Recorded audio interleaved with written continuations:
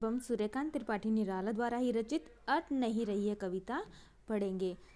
इसमें जो कवि हैं वो फाल्गुन मास की सुंदरता के बारे में बताते हैं। फाल्गुन मास में बसंत ऋतु, जिसे आप स्प्रिंग सीजन के नाम से जानते हैं, वो आती है तो धरती चारों तरफ हरी भरी हो जाती है। इतनी सुंदर लगती है कि धरती कि उसकी तरफ से नज़र हटाने का मन नहीं करता। इसी सुंदरता का वर्णन कवि ने किया है।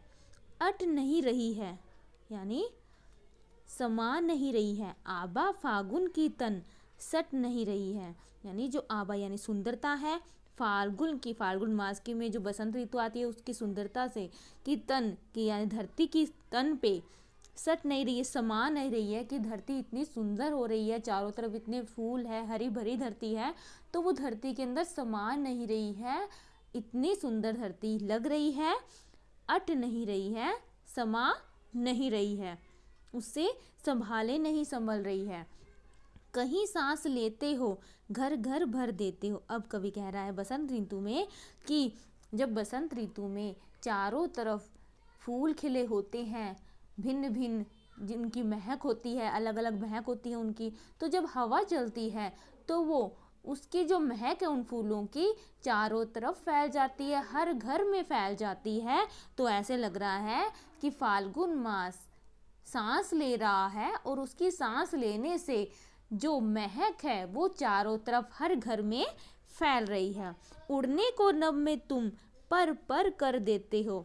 और इतनी धरती प्यारी लग रही है, इतनी अच्छी, इतनी सुंदर लग रही है धरती कि ऐसे में उड़ने को, इतनी सुंदरता देखने को हमारा जो मन है वह उड़ने को कर रहा है, आकाश में उड़ने को कर रहा है इतनी सुंदरता को आकाश से देखने के लिए। तो कवि कह रहा है कि ऐसे दृश्य को देखकर, ऐसी सुंदर धरती को देखकर हमारा मन आकाश में उड़ने को कर रहा है।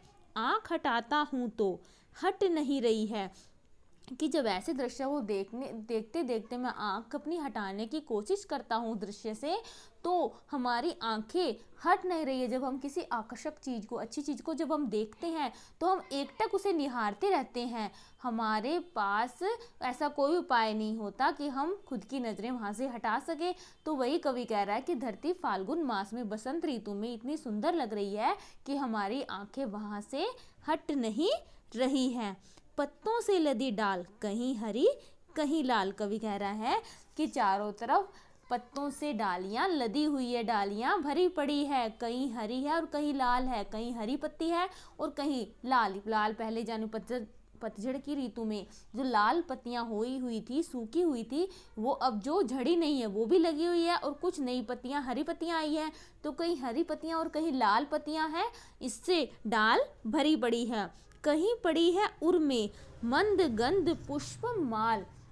अब कवि कहता है कि कहीं पड़ी है हृदय में, किसी के हृदय में पड़ी है मंद गंध यानी हल्की महक वाली पुष्प की, फूलों की माला। ऐसे लग रहा है हल्की हल्की महक सुबह शाम हर समय आती रहती है। तो ऐसे लगता है कि बसंत ऋतु के हृदय पे, फाल्गुन मास के हृदय पे एक फूलों की माला पड़ी है, पहनी हुई है उसने, जो चारों तरफ अपनी महक फैलाती रहती है। पाट पाट शोभा श्री पट नहीं रही है। पाट पाट यानी जगह जगह, शोभा श्री धरती की सुंदरता, इतनी मनोरम धरती जो लग रही है, इतनी सुंदरता भरी धरती जो है पट नहीं रही है। तो यह शोभा, इतनी सुंदरता धरती पर समा नहीं रही है और उससे संभाले नहीं संभल रही है। अट नहीं रही यानी समा नहीं रही है। जो बसंत ऋतु की जो सुंदरता है वह धरती में समा नहीं रही है, संभाले उससे संभल नहीं रही है।